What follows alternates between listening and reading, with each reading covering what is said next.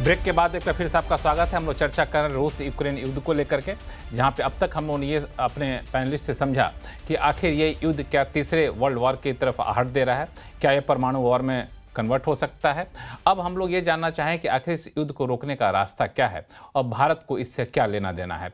सुब्रो कमल दत्ता साहब, आपके पास मैं आऊँगा अगला सवाल लेकर के कि इसमें सबसे पहला मुद्दा कि इस युद्ध को जब तक कि नहीं रोका जा रहा है, भारत की रणनीति क्या होनी चाहिए और भारत के कारोबारी लिहाज से ये कितना क्रिटिकल है और यहाँ पे भारत किस तरीके से बचे ताकि इसके बिजनेस पे, अंतर्राष्ट्रीय कारोबार पे कोई उल्टा असर ना पड़े।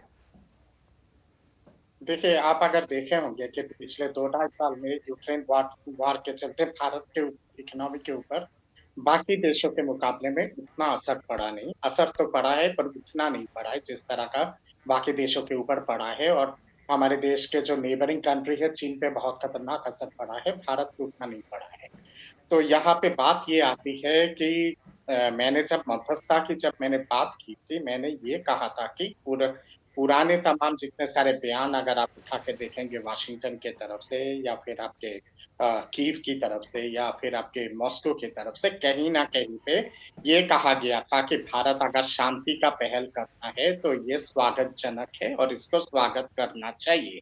तो ये चीज़ अगर दोबारा अगर बाकी सारे देश अगर इस तरह की बातें अगर कहते हैं, तब भारत को मध्यस्थता करने की आवश्यकता है।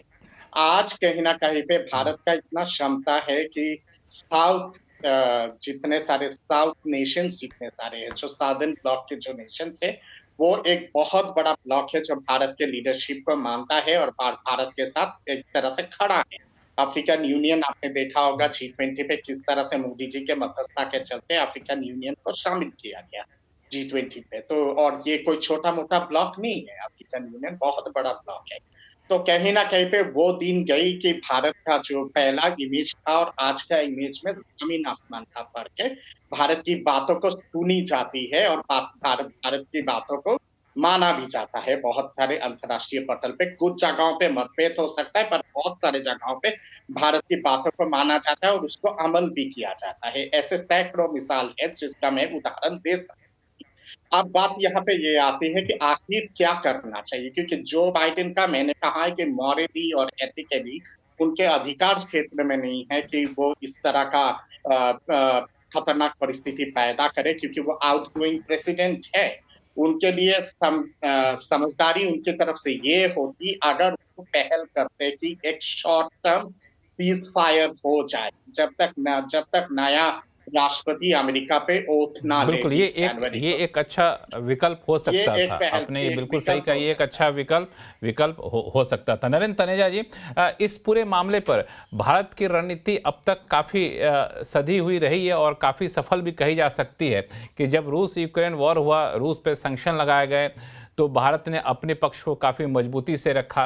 कच्चे तेल की सप्लाई पे बहुत हद तक कोशिश हुआ कि असर ना पड़े, लेकिन अब जिस तरीके से युद्ध एक नए लेवल पे जा रहा है, तो क्या अब हमें चिंता करने की ज़रूरत है इस मोर्चे पे? देखिए, पहली बात तो ये है कि आपने कहा नए लेवल पे जा रहा है। मैं अभी मानने को तैयार नहीं हूँ। ये जो मिसाइल की बात हुई, ये तो यूक्रेन पिछले 8 महीने से लॉबिंग कर रहा था कि आप हमको इजाज़त दे दीजिए।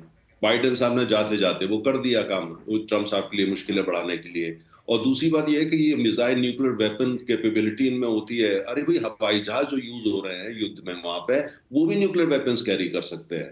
है ना? ज़रूरी नहीं है मिसाइल हो। और दूसरी बात ये है कि रशिया जो बात कर रहा है वो स्मार्ट न्यूक्लियर और टैक्टिकल वेपन्स की बात कर रहा है। उसके लिए सब मिसाइल की ज़रूरत नहीं है अगर वो वास्तव में यूक्रेन के खिलाफ न्यूक्लियर वेपन यूज़ करना चाहता है। हमने भी जो राफेल्स खरीदे वो न्यूक्लियर वेपन कैपेबिलिटी के लिए है और वो चीन तक उसकी निशाने पे आ जाते हैं अगर हम चाहें तो। देखिए, सबसे बड़ी बात ये है कि मुझे लगता है अभी तक जो नीति रही है नरेंद्र मोदी सरकार की, इसकी बहुत अच्छी नीति रही है। हमने एक तरह से हम न्यूट्रल रहे हैं। हमने कहीं जाकर के आगे बढ़ के किसी की भी कंडेम नहीं किया है और साथ में जो अब पूरी पश्चिम के देशों ने कोशिश कर ली, उसके बावजूद ये सरकार की ये अच्छी नीति है कि इन्होंने रूस से जम के तेल मंगाया और आज भी मंगा रहे हैं और फर्टिलाइजर भी मंगा रहे हैं और चीजें भी हम मंगा रहे हैं। और वो तेल जो हम रूस से खरीदते हैं, भारत में रिफाइन करते हैं और अमेरिका को बेचते हैं। वही देश जिसने सैंक्शन लगाई है वो आज भारत में बना हुआ पेट्रोल और डीजल खरीद रहा है। हो सकता है बाइडेन साहब की खुद की गाड़ी में जो तेल हो वो भारत में रिफाइन होकर गया हो और उसका मॉलिक्यूल रशियन हो। तो देखिए, और दूसरी बात यह है कि चूंकि भारत ने रूस से तेल खरीदा, लगातार और खरीद रहा है, इसी के कारण है कि पूरी दुनिया की अर्थव्यवस्था को फायदा हुआ है और पूरी दुनिया में तेल आज सस्ता है। तो मेरे ये लगता है कि ये देखिए, मुझे जो लगता है, दूसरा हमको यूरोप की साइकोलॉजी समझनी होगी। यूरोप के लोग सेकंड वर्ल्ड वॉर की बात अलग होगी, अब वो लड़ाई बड़ाई जो है उनका उनका टेम्परामेंट अब नहीं है। जर्मनी बड़ी अर्थव्यवस्था है, पुराने फ्रांस दिनों बड़ी की बात होगी। इनकी कोशिश रहेगी कि जितना जल्दी हो सके, जैसे ही आप देखेंगे ट्रम्प साहब सत्ता में आते हैं, व्हाइट हाउस में आते हैं, यूरोप के बड़े बड़े नेता जो हैं ये वॉशिंगटन डीसी जाएंगे और देखेंगे कोई ना कोई रास्ता निकालेंगे। मुझे ऐसा लगता है डरने की अभी ऐसी कोई बात नहीं है, दुर्घटना हो जाए वो बात बड़ी। तीसरी एक बड़ा इंपॉर्टेंट पॉइंट है, जो थर्ड वर्ल्ड वॉर की बात करी है, तीसरा विश्व युद्ध, देखिए इतिहास में first world war, second world war हुई, तीसरा विश्व युद्ध अगर कभी होता भी है, वो ऐसा नहीं होगा कि पूरी दुनिया बढ़ जाएगी और पूरी फर्स्ट या सेकंड की तरह लड़ेगी। तीसरा युद्ध अब इस तरीके का अगर कभी होता ही होगा कि ज्यादा से ज्यादा देश इसमें उलझ जाएंगे। अब मान लिया आज ऐसी स्थिति बनती है, भारत तो उसमें नहीं जाएगा और मुझे लगता है चीन भी उसमें नहीं शामिल होगा। अगर दुनिया की आधी आबादी भारत, चीन और इंडोनेशिया उसमें शामिल नहीं होती है, तो वो कैसा विश्व युद्ध? तो इसलिए जो है विश्व युद्ध की परिभाषा बदल चुकी है। ये 2024 है। अगर युद्ध एस्केलेट होता भी है तो वो लोग लड़ेंगे जिनको लड़ना है, जिनको नहीं लड़ना वो एक किनारे बैठ जाएंगे। अर्थव्यवस्था के लिए बुरी खबर होगी, यूनाइटेड नेशन सिक्योरिटी काउंसिल में काफी जो वो होगा, लेकिन कुल मिलाकर के मुझे नहीं लगता हम ऐसी स्थिति में आएंगे। दूसरी एक चीज इंपॉर्टेंट, एक लाइन में आखिरी बोलूं, बहुत जरूरी, कि रूसी जो अर्थव्यवस्था है वो भारत से बहुत छोटी है। भारत से, अमेरिका को तो आप छोड़ दीजिए, चीन को तो छोड़ दीजिए, और रूस का राष्ट्रपति भी वो चाहेंगे उनके देश के जो हित में है वो भला हो। लेकिन दूसरी तरफ ये है कि उनका माइंडसेट जरूर सुपर पावर वाला है, सोवियत यूनियन वाला है, और इसको पश्चिम यूरोप और नेटो जानते हैं।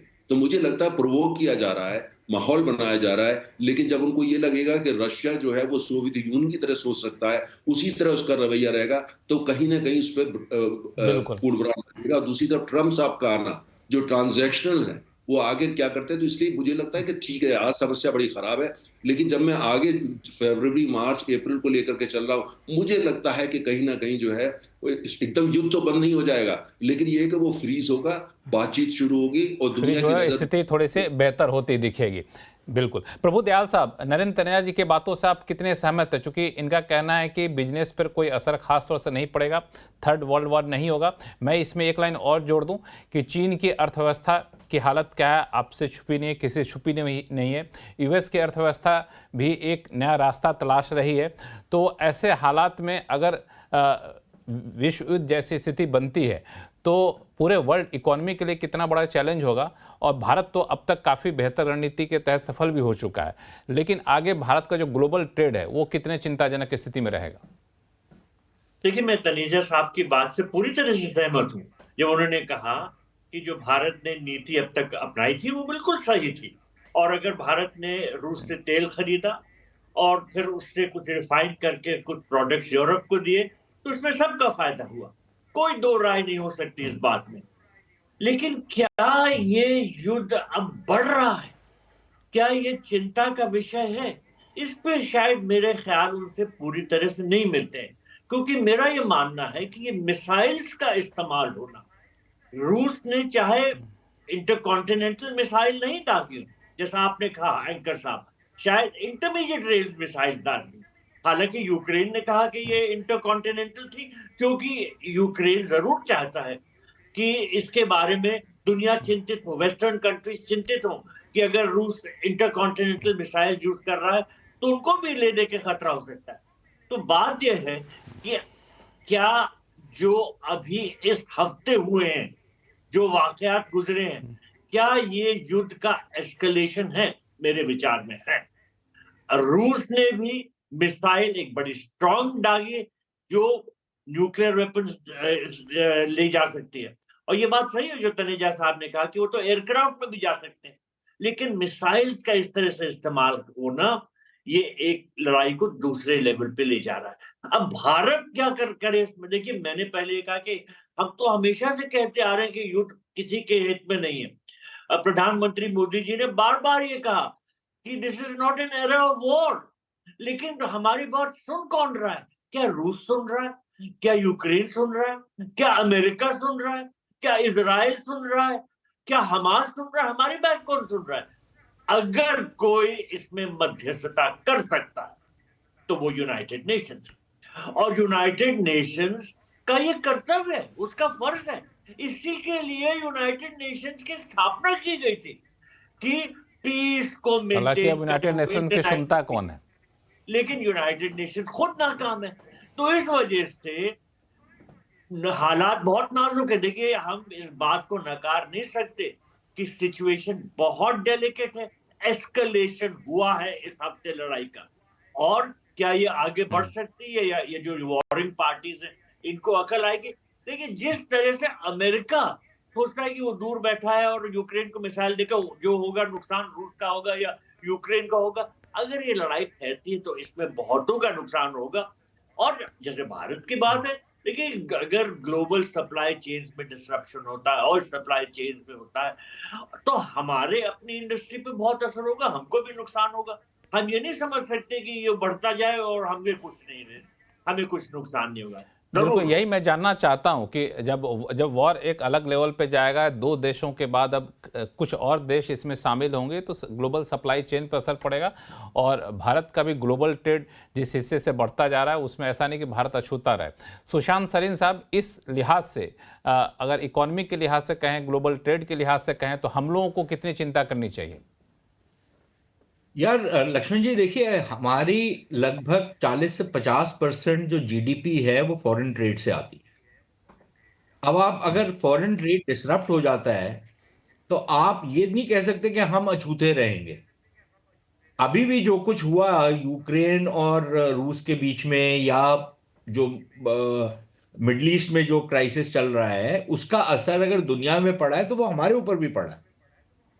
और हमारा ये मान लेना कि भाई बाकी सब कुछ ठीक वैसे ही चलते रहेगा, ये आपस में दो लोग दुनिया के कोने में लड़ रहे हैं, उससे हमारे को क्या सरोकार है? हमारे को सरोकार होगा, हमारे ऊपर असर पड़ेगा और बहुत ज्यादा असर पड़ेगा। ऐसी बात नहीं है कि हमारे ऊपर असर नहीं पड़ेगा। सप्लाई चेन्स की बात की, आपकी एनर्जी सिक्योरिटी जो है, जो मिडिल ईस्ट से बहुत सारी आपकी एनर्जी आती है, आजकल तो बहुत सारी हमारी रूस से आ रही है, उस पर असर पड़ेगा। क्योंकि फिर अगर जंग फैलती है तो फिर ये तो नहीं होगा ना कि अच्छा ये शिप जी भारत जा रहा है इसलिए इसको जाने दो, तेल लेके जा रहा है भारत तो इसको जाने दो, बाकी सबको हम रोक लेंगे। ऐसी बात तो नहीं है।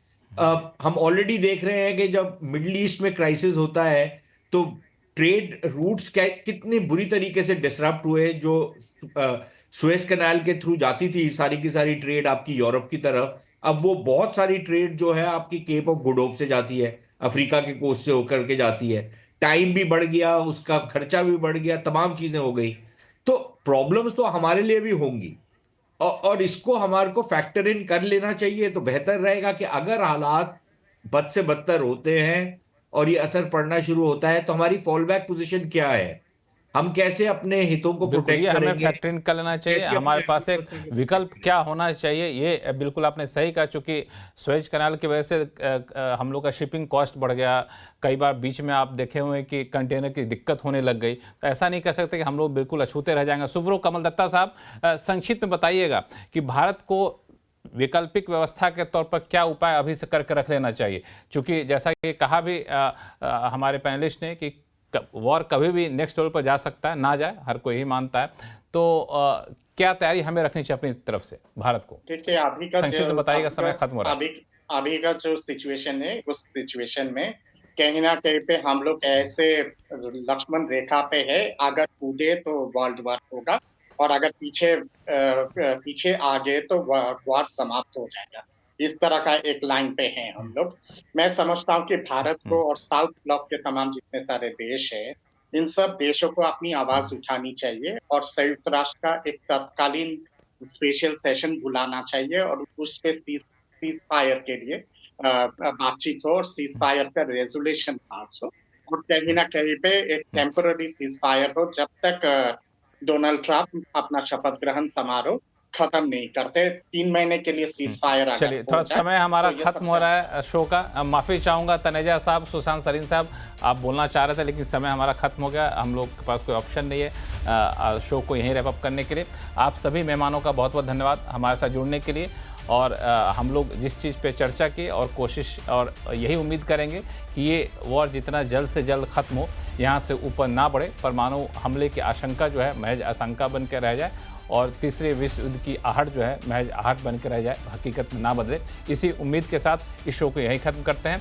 आवाज़ अड्डा में फिलहाल इतना ही। देखते रहिए CNBC आवाज़। नमस्कार।